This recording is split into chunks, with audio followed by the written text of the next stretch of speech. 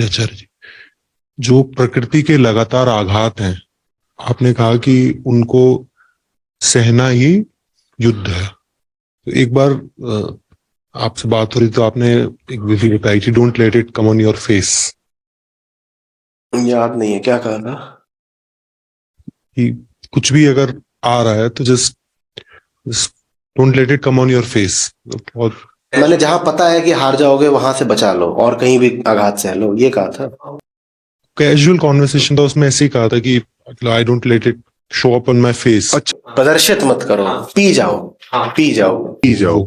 हाँ ठीक, that's work greatly for me. ठीक है। और मेरा इसमें एक जो डाउट है वो ये है कि इस तरीके से उसको जो फ्रॉइडियन रिप्रेशन होता है वो भी तो क्या वो इससे मिलती जुलती वो होता है जब बिना जाने समझे तुम्हें बोल दिया जाए कि दिखाना मत कि डरे हुए हो।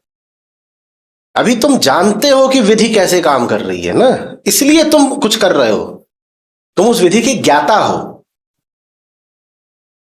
डिप्रेशन, सप्रेशन, ये सब घातक तब होते हैं, ये भीतरी बीमारी तब बनते हैं जब तुम्हें कुछ पता नहीं है कि तुमने क्या कर डाला भीतर।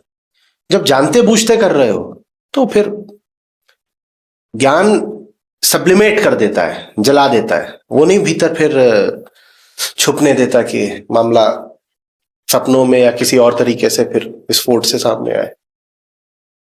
तो अभी एक ऐसी स्थिति, उदाहरण के तौर पर ऐसी स्थिति अचानक से जन्म गई, प्रकृति का आघात हुआ, जो स्थिति प्राकृतिक रूप से मुझसे ये प्रतिक्रिया चाहती है जिसमें मैं पूरा एक बहू है, उसको संस्कारित कर दिया गया है।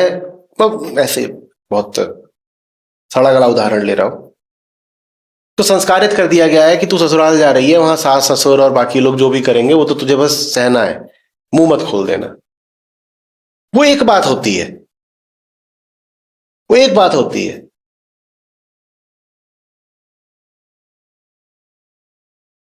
सलीब पर ईसा चढ़े हुए हैं या सुकरात के हेमलॉक का प्याला दे दिया गया है, और वो जानते बूझते जो कर रहे हैं वो कर रहे हैं, वो बिल्कुल दूसरी बात होती है। सह वो बहू भी रही है और सह सुकरात भी रहे हैं, लेकिन सहने सहने में अंतर है ना। एक काम है जो बिल्कुल बेहोशी में इसलिए करा जा रहा है कि तुम्हें कह दिया है कि तुम सहना, और तुमने कभी सवाल भी नहीं पूछा क्यों सहे, क्या बात है। बहू ने कभी क्या प्रश्न उठाया है कि मैं तितिक्षस्व क्यों करूं? बहू ने तो कभी पूछा नहीं। तो वहां पर यह सब होगा कि भीतर ही भीतर उसके घुटन पैदा हो जाएगी और वो पगलाने लगेगी और एक दिन वो माता चढ़ेगी उस पर। वो सब फिर होगा उसके साथ, क्योंकि उसको फिर दमित किया जा रहा है वहां पर। लेकिन जो जानते बूझते सह रहा है, कह रहा है आओ कीले ठोक रहे, उसके हाथ में कीले ठोक दी गई हैं, लकड़ी पीछे ऐसे, लकड़ी का फट्टा और कीले ठोकी जा रही है। सोचो कितना सहना पड़ रहा होगा। सह रहे हैं, वो जानबूझ के सह रहे हैं ना, जानबूझ के सह रहा है, उसका मानसिक स्वास्थ्य नहीं प्रभावित हो जाता।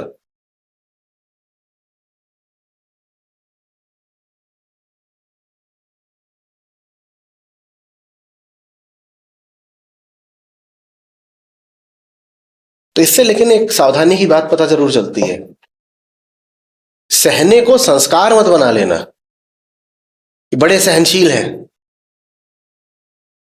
बड़े संस्कारी हैं, बड़े आदर्श पुत्र हैं कि पति हैं कि पत्नी है या जो भी है, और बड़े सहनशील है, बड़े सहनशील है। कोई संस्कार की बात नहीं है।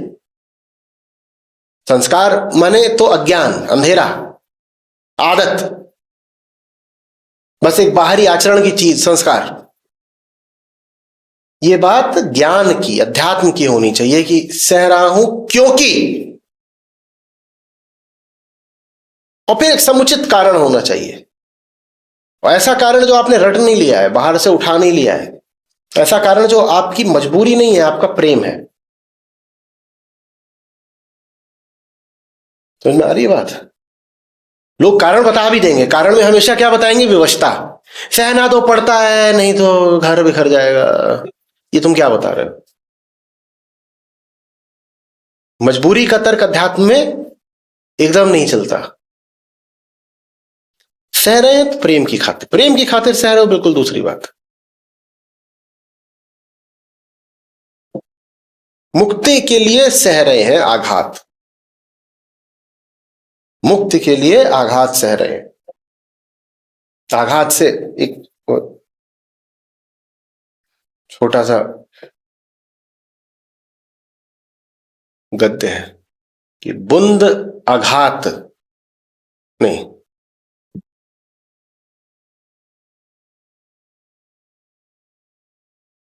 बुंद आघात सही गिरि कैसे, खल के वचन संत सही जैसे।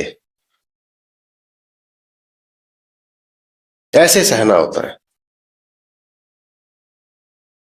गिरि माने पर्वत, कि पर्वत पर बूंद पड़ती है, बड़ा भारी आघात हो जाता है पर्वत पर। ठीक उसी तरीके से खल लोगों के जो वचन होते हैं, खल माने दुष्ट, दुष्ट लोगों के जो वचन होते हैं, गाली गलौज होती है, उसको संत ऐसे ही पी जाते हैं। उन्हें उतनी चोट लगती है जितनी चोट लगती है पर्वत को जब उस पर बूंद का आघात होता है। तो वैसे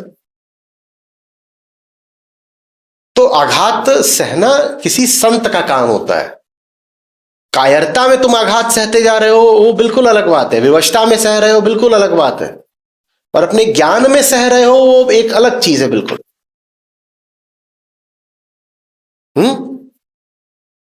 हमेशा अपने आप से पूछते रहना, ये जो मैं बर्दाश्त कर रहा हूं या सह रहा हूं जो भी है, ये मेरी विवशता है या मेरा प्रेम?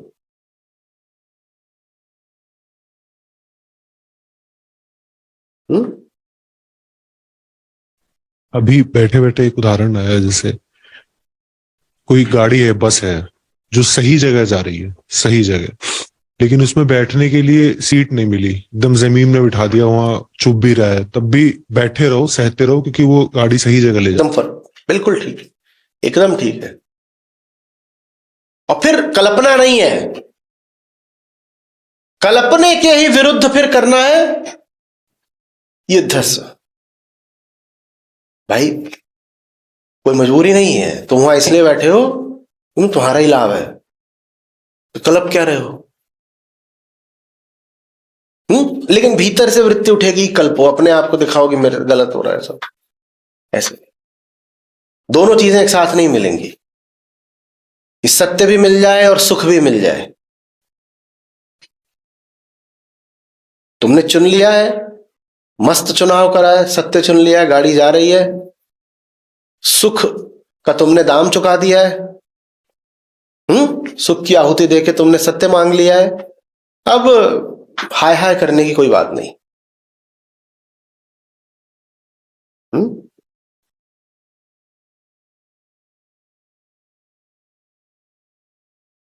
और बीच रास्ते में अगर सीट खाली हो जाए, मिल जाए, तो बैठ भी जाओ, क्यों नहीं।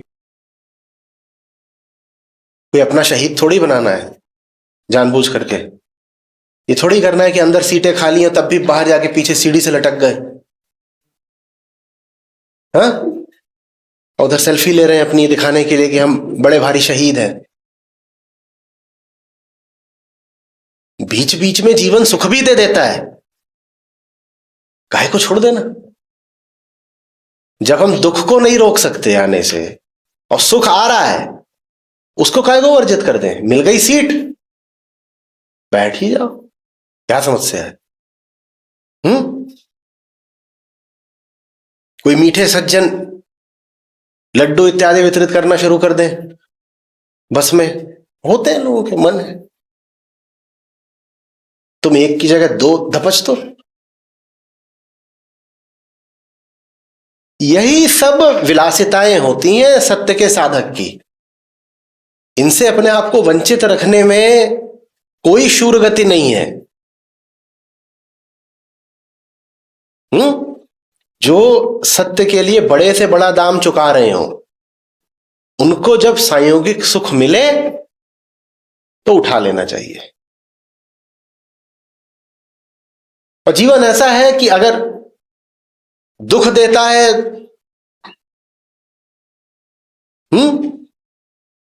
भर भर के, तो बीच बीच में थोड़ा बहुत सुख भी देता ही देता है। उसकी हम बात कर चुके हैं ना, उसका मनोविज्ञान क्या है। बीच बीच में अगर सुख नहीं मिलेगा तो दुख के विरुद्ध विद्रोह कर दोगे, क्रांति कर दोगे, मुक्त हो जाओगे, तो तुम दुख के पाश में बंधे ही रहो। इसके लिए जीवन आपको बीच बीच में अनिवार्य रूप से सुख देगा ही देगा। जो कृष्ण ही कहते हैं, आएंगे अभी आने वाले श्लोकों में, कि जो निष्काम कर्म योगी होता है वो कर्म फल को भोगता तो नहीं ही है, वो कर्म फल का त्याग भी नहीं करता है। कितनी सूक्ष्म बात है, क्योंकि कर्म फल का त्याग करना भी कर्म फल से एक रिश्ता रखने की बात हो गई।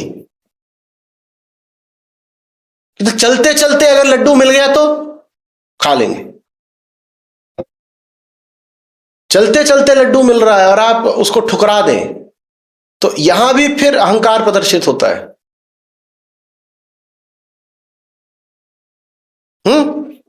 और प्रकृति आपको वो पल देगी सुख के बीच बीच में। ग्रीष्म की धूप है और लू बह रही है और धूल और पसीना, और फिर बिल्कुल ऐसा होगा कि 2-4 घंटे बीतेंगे और थोड़ी सी शीतल पुरवाई बह जाएगी। जब जब धूल बर्दाश्त कर रहे हो, धूप बर्दाश्त कर रहे हो, तो शीतल थोड़ी सी मंद अगर पवन मिल गई तो उससे इनकार कर देना है। क्यों इनकार कर देना है? ना हमने दोपहर से इनकार करा था, ना हम अब रात से इनकार कर रहे हैं। रात थोड़ी सी ठंडी हो गई है, बड़ा अच्छा लग रहा है। गर्मियों में कई बार रातें बड़ी प्यारी हो जाती हैं।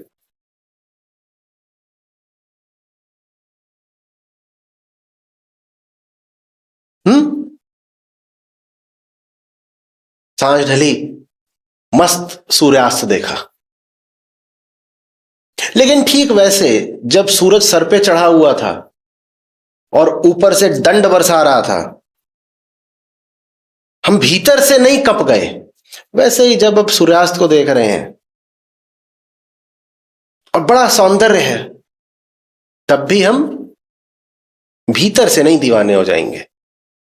हाँ, लेकिन अब बाहर बाहर सुख मिल रहा है तो ले भी लेंगे। खड़े हो गए, अपना देख रहे हैं, ऐसे मान लो वहां पे क्षितिज पर समुद्र पार ढल रहा है सूरज, या आप पहाड़ पर खड़े हो वहां ढल रहा है, कहीं भी छत पर खड़े हो अपने, सूरज ढल रहा है, देख लिया, अच्छी बात। सुख मिला बीच में, क्या किया? लूट लिया। जिंदगी लगातार सोटे तो बरसा ही रही है, मौका मिला बीच में एक चुटकुला जड़ दिया, लो अभी क्या दिक्कत?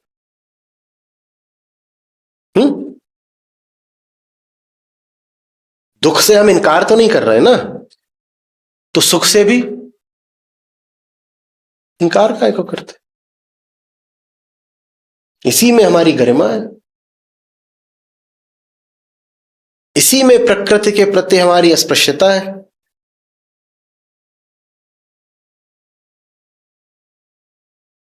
कोई विधान, कोई सिद्धांत नहीं बना लेंगे कि हमें तो सिर्फ और सिर्फ वंचित रहकर जीना है।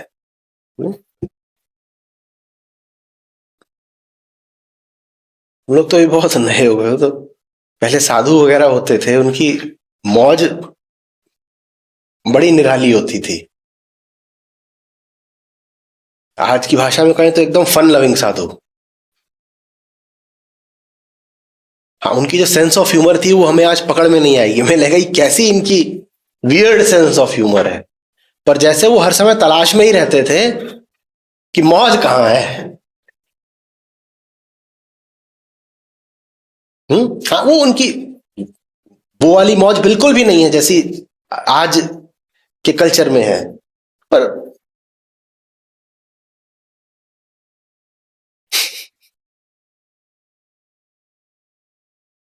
हर चीज जैसे चुटकुला हो। चुटकुला ही तो क्या है।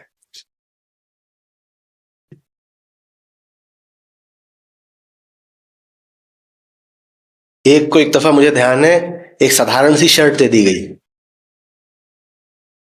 पहन लो इसको, और उसको पहननी नहीं आई, उसने उल्टी पहन ली, बाहें दोनों डाल दी और बटन पीछे।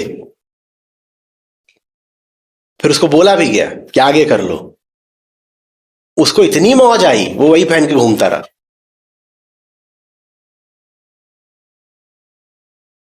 ये जीवन के प्रति जैसे उसका युद्ध था। ये तुम्हारा काम है रोज प्रताड़ित करके हमें गंभीर बना देना। तुम तो चाहते ही यही हो ना कि तुम हमें दुख दो और हमारे मुंह पर दुख की छाया दिखाई दे। तुम यही चाहते हो ना, जो तुम्हें दुख देना चाहता हो उसको चिढ़ाने का सबसे अच्छा तरीका क्या होता है जानते ही हो। कोई अगर कोशिश ही यही कर रहा है कि तुम्हें दुखी कर दे तो बिल्कुल कब जल मरेगा, जब सारा दुख पाने के बाद भी तुम मुस्कुरा दो। लगभग यही बात। हालांकि इसमें भी उनकी कोई लिप्सा नहीं है, ऐसा नहीं कि वो प्रकृति से उलझना चाहते हैं, पर अपनी मौज है।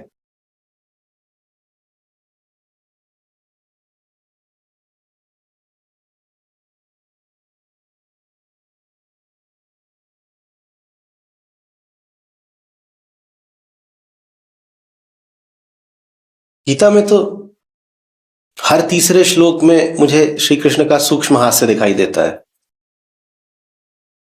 तीसरा भी ज्यादा ही बोल रहा हूं, शायद हर श्लोक में।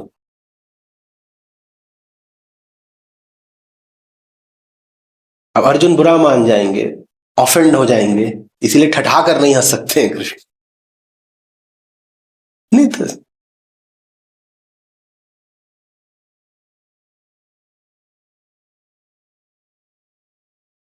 गीता एक गरिमापूर्ण जीवन का उद्घोष है।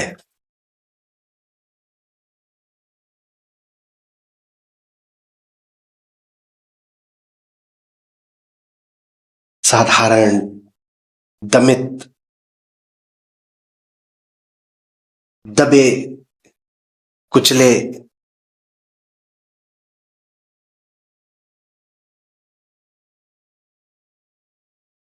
ढर्राबद्ध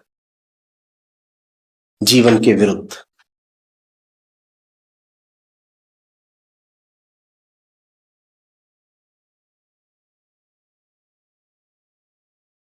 हम्म